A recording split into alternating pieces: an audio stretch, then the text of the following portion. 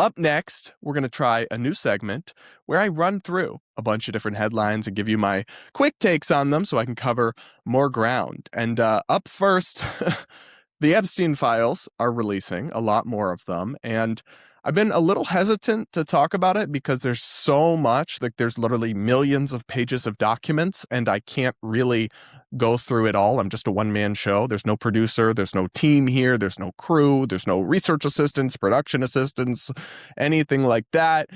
And also a lot of it's like unverified or stuff that the FBI looked into and isn't true or wasn't credible. And I don't want to just parrot stuff that's like not verified. But one piece that is verified and is disturbing is the apparent relationship that the Commerce Secretary under the Trump administration, Howard Lutnick, had for many years with Epstein that he apparently lied about and also had after Epstein's conviction for harming children. So listen, that's one thing I have when you're looking at these files. Try to figure out who had a relationship with Epstein after his conviction for illegal crimes involving children, right? Because he was convicted. Let's see, I'll look it up here. Epstein, I want to find the exact year, conviction.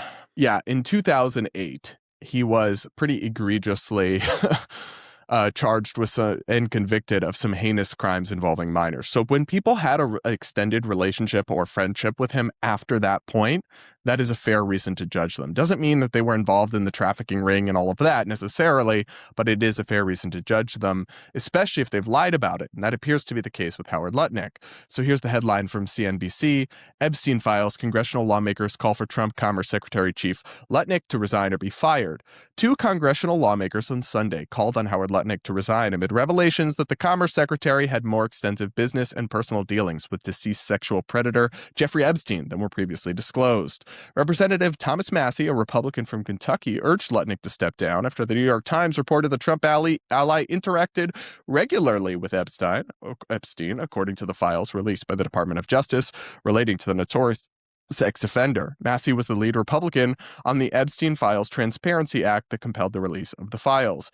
He should just resign, Massie said on CNN's Inside Politics Sunday. Howard Lutnick clearly went to the island, if we believe what's in these files. He was in business with Jeffrey Epstein, and this was many years after Jeffrey Epstein was convicted. Massie added, he's got a lot to answer for, but really, he should make life easier on the president and frankly just resign. I completely agree with this. Howard Lutnick also has been a pretty terrible commerce secretary and has put his foot in his mouth on lots of occasions on TV when representing the administration. I remember one clip early in Trump's presidency where Lutnick said that Trump's tariffs would be worth it even if they caused a recession, which they didn't yet. But like at the time, he was saying, well, even if they do, it'd be worth it. I'm like, that is not the take, brother. That is not the way to go with this. Anyway, he's kind of a clown. He's made a lot of bad decisions in his tenure at Commerce. And the fact that he had a business and personal relationship with Epstein for so many years after his serious convictions, to me, is disqualifying and disgraceful. And I say the same about anybody in these files. I really do. I think people need to be careful about just taking one email out of context. Like, for example, I've seen reporters who had a friendly banter with Epstein because they were reporting on him, that people take a couple emails and make it seem like they're friends. Like, no, that's just what you do, actually, when you have a source in a relationship of an important and influential person. And then they're suggesting that this reporter is like BFFs with Epstein and therefore probably a predator or what have you. It's more complicated than that. People need to be very careful about leaping to conclusions and judgments and go through these documents. I already see lefties parroting as fact all these accusations about things Trump supposedly did, according to these file dumps, like tips that were given to the FBI, but the FBI under, I think, Biden found them non-credible, but they're just parroting them as facts. So it's like, that's part of why I'm reticent to talk about this stuff. But I do think in cases where the documents are verified and analyzed about these public figures who should have known better, it is absolutely fair to hold them accountable and demand that they face consequences for continuing to associate with such a heinous, heinous figure. That's my take. And you can extrapolate that more broadly to apply to more people. And I encourage you to do so, but also to exercise a little bit of judicious restraint about some of the claims being made from these files, because it is just this massive document dump that people are just clipping from and not fully understanding the context, or whether things are just unverified, salacious reports versus confirmed truth. Anyway, next headline, New York Post. Joy Reid, who is the left-wing MSNBC, former MSNBC host turned independent podcaster, Joy Reid claims GOP using Nicki Minaj as a MAGA house pet. Wow. I always find it astonishing that, like, progressives really struggle to discuss Republican or conservative-leaning minorities in a way that's not openly bigoted. They really have a very hard time with this.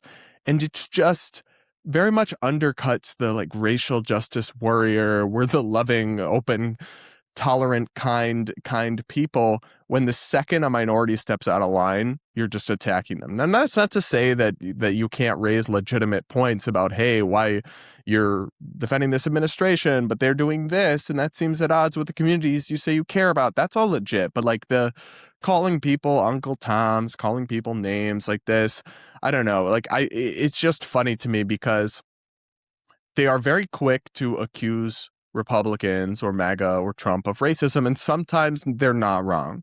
Sometimes I agree. But then they also, like, when they're using gay as an insult towards people, and just a lot of the standards seem to be double standards. And I come back to this idea that if you have double standards, you really don't have standards at all. Next, this is the funniest headline I saw related to the Super Bowl. Though it's not the headline that's funny, it's actually the first paragraph. The Washington Post sports writers, one of them decided to publish an article, and the headline is, "What do we make of Colin Kaepernick now? The Super Bowl is being played in his former home stadium at a societal moment that echoes the issues he forced football fans to confront. So why is he out of mind?" Then the opening paragraph, this is the hilarious part. "San Francisco, the most relevant figure to Super Bowl LX, is absent from it." The game will be played in his former home stadium, in the place where his protest made him a national lightning rod and a global symbol. And yet he remains outside the conversation and invisible within the confines of the NFL. That's because he is not, in fact, relevant to this or to any NFL game. I just, like, you have to be extremely out of touch to believe that that Colin Kaepernick is somehow the most relevant figure at this Super Bowl, even though, yeah, it just happens to be at the San Francisco home stadium where he used to play, but he has nothing to do with it. No one's talking about his protests anymore. No one's even really doing it anymore that I know of. At least I don't think they did at the Super Bowl. Can't say I watch much NFL. I really don't. But yeah, it's just like, just because you, as a progressive captured sports writer, like, still think that was the biggest deal ever and that he is still super relevant, doesn't change the fact that no one really thinks about him at all. I don't know. It's just funny to me because people are very upset about the Washington Post having a bunch of layoffs and recently, and I am not one to gloat or, like, mock people who are losing their jobs. I try to have a little bit of compassion, or sometimes I just choose the option, and people often forget that this is an option, that if you don't have anything nice to say, you can say nothing at all. So, like, I think this is crazy. I read that the Washington Post fired 15 of its 19 climate change reporters. And I'm like, you're telling me they had 19 or 18 climate change reporters, and I'm shocked that they're struggling and they're not running a successful business operation. I'm actually not shocked at all. What did you expect? That's ridiculous. There should maybe be one. But of course, so these institutions and these journalists are completely out of touch with America and have very warped priorities and perspectives, and they're, like, shocked that there isn't enough demand to sustain their wildly outdated business models. I am not shocked, and I thought this Washington Post headline that was just so out of touch was kind of a microcosm. And somebody called me out in the comments for using that word a lot lately. And yes, I know, that's kind of what I do. A word comes to mind, I start saying it a couple times, and then I say it more and more, and then I forget it and never say it again. I'm annoying like that. Sorry, not sorry. Anyway, guys, one final story I want to touch on, and that I saw, but I think is probably floating underneath the radar for most people. San Francisco schools are shut down right now because of a teachers union strike. And guess what? Their demands are perfectly reasonable and just kidding. Anyway, here's the headline from the San Francisco Standard. SFUSD strike has begun. Negotiations to resume. Teachers will picket school sites starting at 8 a.m. Monday while negotiations resume at 12 p.m., but schools are closed for all 50,000 SFUSD students. Now, what caught my eye about this headline was that the teachers' demands were so unreasonable, the teachers' unions, that is, that even Nancy Pelosi was telling them not to go on strike and not to stop these kids from going to school and not to shut down the schools. When you've lost Nancy Pelosi and you are a teachers union, that's not great. That's not a great sign that you're being super reasonable. And so anyway, I reading this story more, you realize that they're demanding a 9.5% raise.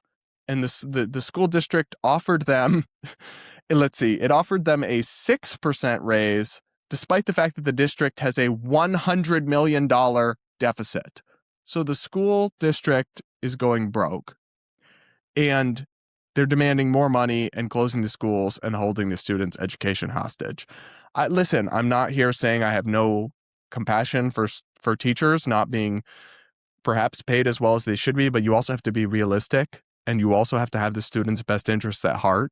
And it's very clear to me after the pandemic and the insane political activism of a lot of these teachers unions and the way that they just shut down schools. As if once upon a time, public sector unions were not even allowed to exist, right? And because they have these monopolistic powers on government services and they work for the taxpayer, and that they're allowed to strike against the taxpayer is itself questionable, but especially to do it based on such unreasonable demands like this, I think it's just another reminder that teachers unions are, at the end of the day, they're looking out for the best interests of some teachers, not even all teachers, because they kind of protect the average rather than the exceptional, but they're certainly not looking out for the best interests of the community or the school system or the students or the public, and they should be consistently viewed with a healthy dose of skepticism instead of embraced as like heroes. Teachers are heroes.